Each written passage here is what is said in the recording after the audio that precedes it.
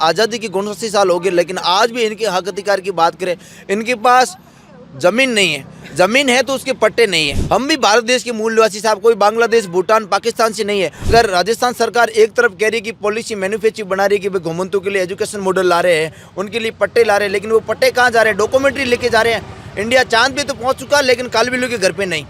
हमारे को बिल्कुल ही कानूनी तौर पे कोई पट्टा नहीं है, नहीं पानी की व्यवस्था है। साहब मांग नहीं मानी तो साहब हम तो कालबिल्ले लोग हैं। जो सांप का जहर निकालते उसको भी निचोड़ देते, तो प्रशासन की बूंगी बजाते हमें ज़्यादा दिन देर नहीं लगे। यहीं रहेंगे धरना प्रदर्शन और लंबी प्रकार के साथ तमाम घुमंतु वर्ग जिला लेवल के अंदर यहाँ आके बड़ा आकर्षण, बड़ा धरना प्रदर्शन करेंगे। हम एक तरफ कहते हैं कि सारे जहाँ से अच्छा हिंदुस्तान हमारा, लेकिन हिंदुस्तान के अंदर कालबिला जाति के लोग इनके नहीं है। यहाँ तो चोरी छुप के समाधि देते हैं, यहाँ तो हमारे घरों के अंदर समाधि देते हैं। जिला मुख्यालय पर एक विरोध प्रदर्शन हो रहा है, जिसमें आप देख सकते हैं कि ये जो धरना प्रदर्शन है ये आगरिया से सभी लोग आए हैं और इनमें नारायण जी भी हैं, जो कि बीच में काफ़ी सुर्खियों में रहे थे बाड़मेर और उस जो मरुस्थल के कुछ मुद्दे थे उन पर। आज वो भी यहाँ आए हैं और उनसे बात करेंगे और जानेंगे आखिर विषय है क्या। क्या नाम है आपका? मेरा नाम नारायणनाथ कालबिल है, मैं घुमंतु प्रदेश महासचिव।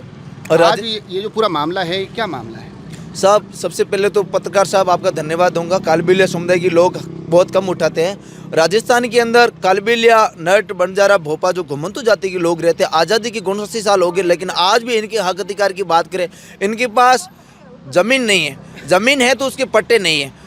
एक इनके पास आपने बाड़मेर के अंदर देखा कि शमशान भूमि नहीं। साहब जीते जी जमीन मिले ना मिले, मरने के बाद 2 गज दफनाने के लिए जमीन तो दो। हम भी भारत देश के मूल निवासी साहब, कोई बांग्लादेश, भूटान, पाकिस्तान से नहीं है। हमारा भी हक अधिकार होता है कि अगर किसी व्यक्ति की डेथ हो गई तो रोड के ऊपर संघर्ष ना करना पड़े। हमारा भी किसी व्यक्ति का अगर दो संस्कार करना पड़े तो एक शांतिपूर्वक कर सकते हैं, आज़ादी के साथ करते हैं। लेकिन आज भी कालबिला समुदाय की बात शमशान भूमि नहीं है। शमशान भूमि को लेकर नहीं होते तो हम घरों के अंदर 24 रुपये के अंदर दफनाते। इस प्रकार के मामले काफ़ी आ रहे हैं, लेकिन सरकार एक तरफ की अपनी मैनिफेस्टो चला रही है कि घुमंतु लोगों को पट्टा दे रही है, लेकिन आज भी देखा जाए तो उनके पास पट्टे नहीं है। एक बुजुर्ग व्यक्ति या माँ सोचती है कि मेरे ऊपर पट्टा होगा तो हमें कहीं राहत मिलेगी, सरकार की पॉलिसी का लाभ मिलेगा, लेकिन आज भी उस पॉलिसी का लाभ नहीं बढ़ा। बड़ा दुख और बड़ा संदेहनीय मुद्दा है।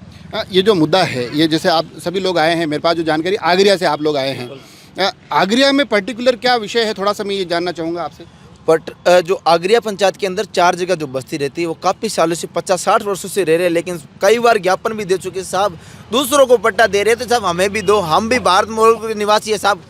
हम एक तरफ कहते हैं कि सारे जहाँ से अच्छा हिंदुस्तान हमारा, लेकिन हिंदुस्तान के अंदर कालबिला जाति के लोग इनके नहीं है, जोगी जाति के लोग इनके नहीं है, घुमंतु जाति के लोग इनके नहीं है, बावरिया जाति के लोग इनके नहीं है।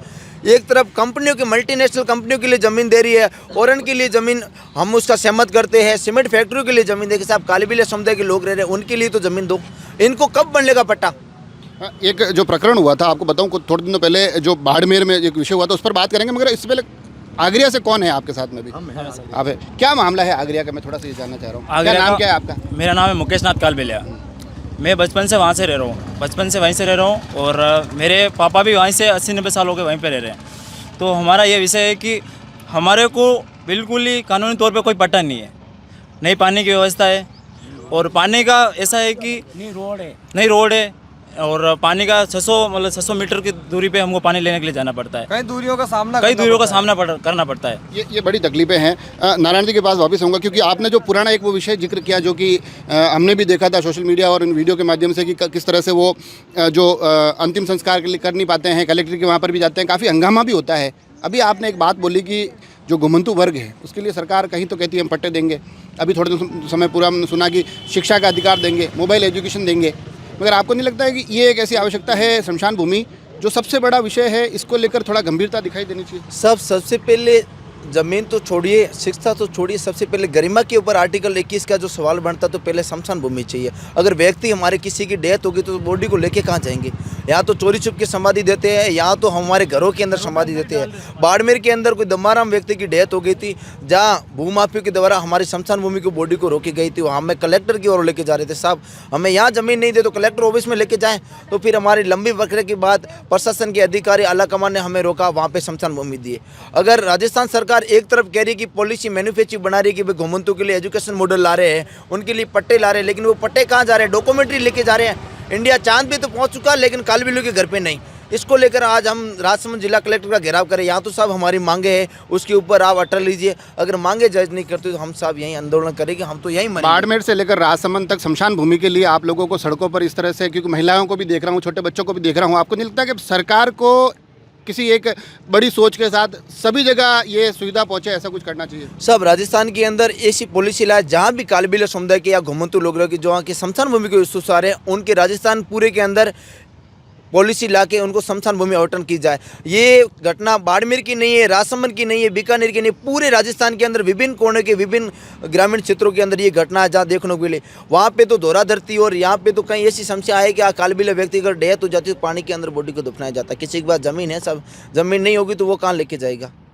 इस मुहिम को लेकर बड़ा दुख होता है। कुछ दिन पहले मानव अधिकारों ने रिपोर्ट मांगी, उसको मुहिम को उधर हमने उठाया कि साहब ये मामला जो राजस्थान लेवल तक चाहे जहाँ भी कालबेलिया समुदाय के लोग हैं या नाथ समुदाय के लोग हैं, योगी समुदाय के लोग हैं, बावरिया समुदाय के लोग हैं, इनके लिए शमशान भूमि मिल जाए। आज आप लोग मांग रख रहे हैं, अगर नहीं सुनी जाती है, इस पर आगे कोई कार्रवाई नहीं होती तो फिर आपका अगला कदम क्या रहेगा? साहब मांग नहीं मानी तो साहब हम तो कालबेलिया लोग हैं, जो सांप का जहर निकालते उसको भी निचोड़ देते तो प्रशासन की बूंगी बजाते हमें ज़्यादा दिन देर नहीं लगे। यहीं रहेंगे धरना प्रदर्शन और लंबी प्रक्रिया के साथ तमाम घुमंतु वर्ग जिला लेवल के अंदर यहाँ आके बड़ा आकर्षण, बड़ा धरना प्रदर्शन करेंगे। आज का जो धरना प्रदर्शन है ये आज एक ज्ञापन के माध्यम से सूचना दी जा रही है या ये भी आगे लंबा चलेगा? अभी ज्ञापन के माध्यम से सूचना दी जा रही है, अल्टीकमान दे रही कि आप हमारी मांग को माने, नहीं माने तो आने वाले समय के अंदर बहुत बड़ा लंबा आंदोलन चलेगा इस राजसमंद जिले के अंदर। आप आगे रहे जो कई नाम थोड़ा आगे आओ, कई उम्र है आपकी? मारी है 45 साल है। जदयू देख रहे हो, वदयू यह समस्या चल रही है? आई समस्या साली नहीं तो रोड है नहीं मांग कई व्यवस्था नहीं है मगे। अच्छा, तो अब आज आप ये आया हो, अब नारायण जी नहीं बुलाया हो तो लाग रहे हो काम पार पड़ जाये? व्यापार पड़ जाए बड़ीज रहे, बड़ीज रहे नहीं है ना, पार क्यों नहीं पड़ा? आप हम आए किस लिए? ये तो इसीलिए तो आए ना। इतना नारायण जी को भी बुलाया है तो थोड़ा आपको लग रहा है, उम्मीद है कि मामला उम्मीद है इसीलिए बुलाया हमारे, उम्मीद है हमारे को इसलिए हमने बुलाया इनको। ये देखो आप, ये सभी लोग, और इसमें देखो मैं एक आपको ये पूरा मुद्दा आप तक पहुंचाऊं, मगर उससे पहले देखो नारायण जी ये प्रदेश के जो इनके स्तर पर जो चेहरा है वो लगातार बोलते हैं। युवाओं की संख्या देख सकते हैं, पीछे महिलाएं हैं जिनके हाथ में छोटे छोटे बच्चे हैं और धूप है, उसके बावजूद ये एक रैली के रूप में जिला कलेक्टर तक जा रहे हैं और एक ऐसे मुद्दे को लेकर जा रहे हैं जिसको थोड़ा सा मानवीय दृष्टिकोण के साथ देखा जाना चाहिए कि अगर अंतिम संस्कार, जिसे एक बहुत पवित्र संस्कार माना गया है, उससे जुड़ी हुई कोई ज़रूरत है तो उस पर सरकार को थोड़ा सा संवेदनशील होकर ध्यान देना चाहिए। हम भी कोशिश करेंगे कि इस मुद्दे को आप तक लगातार पहुंचाएं। जुड़े रहे राजसमंद एक्सप्रेस से, धन्यवाद।